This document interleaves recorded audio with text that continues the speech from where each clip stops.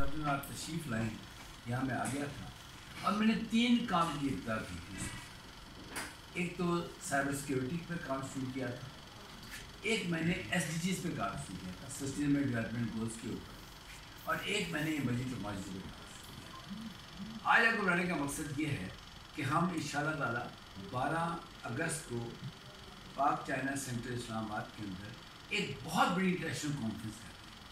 इसमें गैर मुल्की लोग भी आ रहे हैं, यहाँ के सारे सरकारी इदारे शामिल हैं उसके अंदर, सारे जो रेलिवेंट हैं तमाम तीनों चीज़ों से। उसके अलावा हमने यूनिवर्सिटीज़ के बच्चों को, तमाम मीडिया को, सब लोगों को इन्वाइट किया। कोई फ़ीस नहीं है इसकी, आप एंट्री आराम से हो सकती है। हमारा मकसद क्या है ये करने का?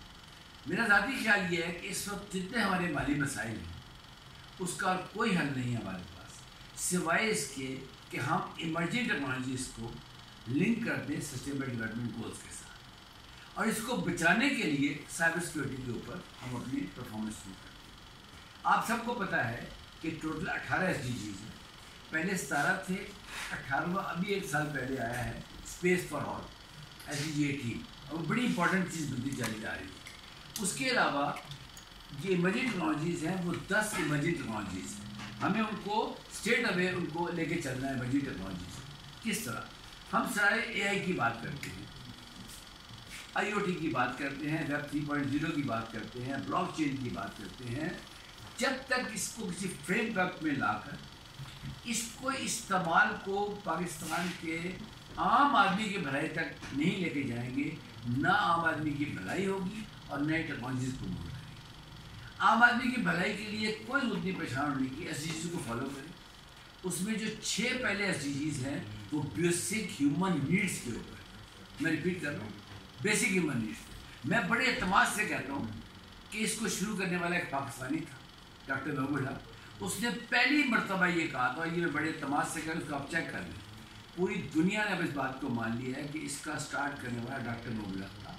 उसने कहा था कि ह्यूमन परफॉर्मेंस को इंडेक्स करो, उसको एक किसी तरतीब में लाओ, उसके बाद ये बात शुरू होती है। उसके बाद ये MDGs बनते हैं, मिलेनियम डेवलपमेंट गोल्स, और 2015 में SDGs बन जाते हैं।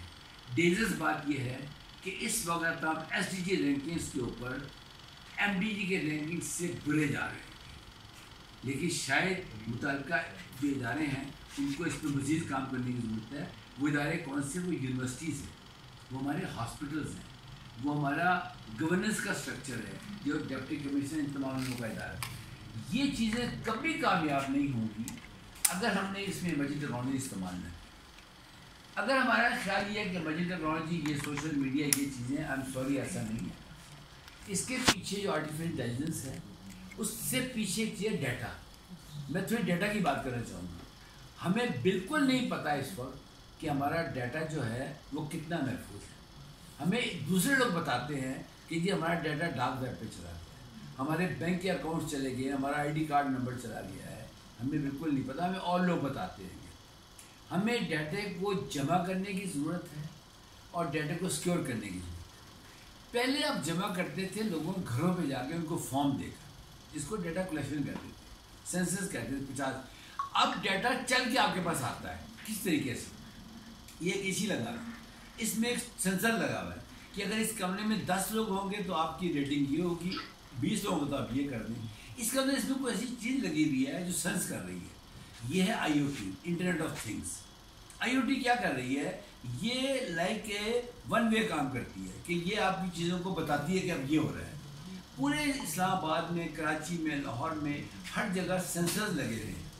ये जो सेफ सिटी के जितने भी इदारे हैं वो सेंसर लगे हुए हैं।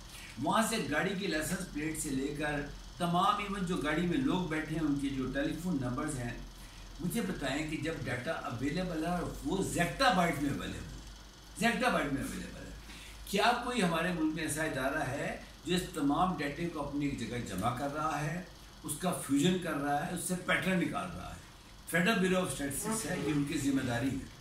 तमाम गवर्नमेंट के इदारे उनसे डाटा लेते हैं। आप चले जाएँ, अगर मेरी बात गलत है तो मैं फिर दोबारा मीडिया करने में तैयार हूँ। हमारे मुल्क में डाटा कलेक्शन ऐसा नहीं हो रहा। हमारे मुल्क में सेंसस झगड़े पड़ जाता है। एक सेंसस होता है, उसके बाद 2 साल में बहस होती है कि ये सही हुआ, ये नहीं सही हुआ। ये हमारे माशरे की फॉल्ट लाइन्स हैं। اگر آپ نے آج ان فالٹ لائنس کو ختم نہ کیا، میں ریپیٹ کر رہا ہوں اپنی بات، تو 2030 تک دنیا 2 حصوں میں بٹنے والی ہے. ایک وہ ممالک ہوں گے جو وہاں سے آگے جائیں گے، اور ایک وہ ہوں گے جو وہاں سے پیچھے جائیں گے. میری آبزرویشن کے مطابق اس وقت ہم ان ممالک میں شامل جو پیچھے جائیں گے. آج بھی ہمارے پاس 6 سال ہے، آج بھی جب میں آپ سے بات کر رہا ہوں 2030 کے اندر، بلکہ اب تو 5 رہ جائیں گے جب 25 شروع ہوگا. میں سمجھتا ہوں کہ ہمیں آج سے کام شروع کرنا چاہیے. اس کے لیے جس طرح میں نے آپ کو بتایا 12 اگست کو ہم پاک چائنا سینٹر کے اندر ایک کانفرنس کر رہے ہیں جس کا فوکس یہ ہے. اس کانفرنس کا عنوان ہے یوز آف ایمرجنگ ٹیکنالوجیز. میں ریپیٹ کر رہا ہوں، use of emerging technologies for sustainable cyber secure Pakistan vision 2030. میں نے 50 سال کام کیا اس ملک کے اندر، اسی ملک میں پیدا ہوا ہوں. اپنے 50 سال کے تجربے میں دوبارہ بتا دیجیے گا. Use of emerging technologies for sustainable cyber secure Pakistan vision 2030. Digital Pakistan, vision digital Pakistan, cyber secure digital Pakistan vision 2030.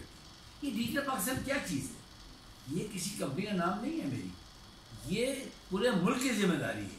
میں ہمیشہ کہتا ہوں جا کے کہ گورنمنٹ کی بھی ذمہ داری ہے ڈیجیٹل پاکستان، ایک گاؤں کی بھی ذمہ داری ہے ڈیجیٹل پاکستان، کیونکہ وہ چیزوں کو ٹرانسفارم کر رہا ہے. آخری بات میں کروں گا، پھر میں آپ کے سوالوں کے جواب دینے کو تیار ہوں گا. یہ شیئر رسپانسبلٹی ہے. میں ریپیٹ کر رہا ہوں، اس میں 3 چیزیں ہیں: سائبر سیکیورٹی اور سائبر کرائم. سائبر کرائم پیکا لے آئے، ایٹیو لے آئے، جو مرضی لے آئے، جس محکمے نے کاغذات لینی ہے وہ اپنا کام کرے.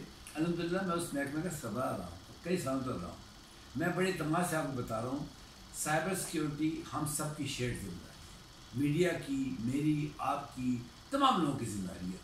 جب تک ہم اس ذمہ داری کو پورا نہیں کریں گے، یقین کر لیں we will be feeling every day, اور ہمیں فیل نہیں ہونا چاہیے. اس وقت پاکستان کے اندر جتنے مسائل ہیں اس سے کہیں زیادہ وسائل ہیں. میں ریپیٹ کر رہا ہوں، جتنے مسائل نظر آتے ہیں آپ کو اس سے کہیں زیادہ وسائل ہیں. سب سے بڑا جو ہمارا ریسورس ہے وہ ہماری یوتھ ہے. آپ یقین کریں اتنی ڈائنامک یوتھ ہے ہماری کہ میں تو روز بچوں کے ساتھ کام کرتا ہوں، یونیورسٹی کے بچوں کے ساتھ کام کرتا ہوں. ان میں سے ایک ایک بچہ دنیا کے کسی بچے کو بیٹ کر سکتا ہے، لیکن جو اس نے ہم نے انوائرمنٹ پیدا کر دیا ہے اس کے لیے سانس لینا مشکل ہے. آپ کی سنسد بتا رہی ہے کہ 94% آبادی جو ہے، جو سروے وغیرہ ہوئے ہیں، اس ملک سے باہر جانا چاہتی ہے. کیا سر سید احمد خان نے، قائد اعظم نے، علامہ اقبال نے اس لیے پاکستان دیا تھا کہ اتنے سال کے بعد ہم سارے پلان کریں کہ اس ملک سے بھاگ جائیں؟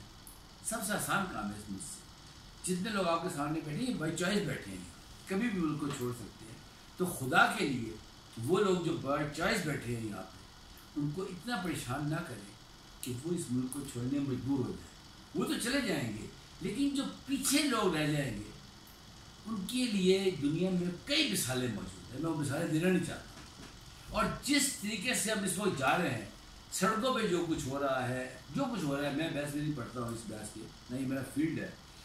میں یہ سمجھتا ہوں کہ جب تک ہم ایک ہوش مند قوم کے طور پہ، ایک باعزت قوم کے طور پہ، باوقار قوم کے طور پہ آگے نہیں آئیں گے، انشاءاللہ تعالیٰ 14 اگست کو اسی کمرے میں، 12 کو ہم فزیکلی کریں گے یہاں پہ، 14 اگست کو صبح 9 بجے سے لے کے رات 9 بجے تک ہم پورا ایک ہائبرڈ پروگرام کریں گے. 12 گھنٹے وہ پروگرام ہوگا. اس میں ہم تمام صوبوں کو لے رہے ہیں، ان صوبوں کے اس ٹائم سلیب میں ان کے ڈسٹرکٹس کو لے رہے ہیں، ان کے ڈپٹی کمشنرز کو، ان کے عدالت لوگوں کو لے رہے ہیں، ججز کو لے رہے ہیں. اور ہم باہر کے ملکوں سے بھی لوگ لے رہے ہیں، کینیڈا سے، امریکہ سے، آسٹریلیا سے لوگوں کو لے رہے ہیں. ہمارے ایک کولیگ ہیں محمد علی جناح صاحب، کراچی سے وہ تشریف لائیں گے، وہ اس پروگرام کو کوآرڈینیٹ کریں گے. All of you invited.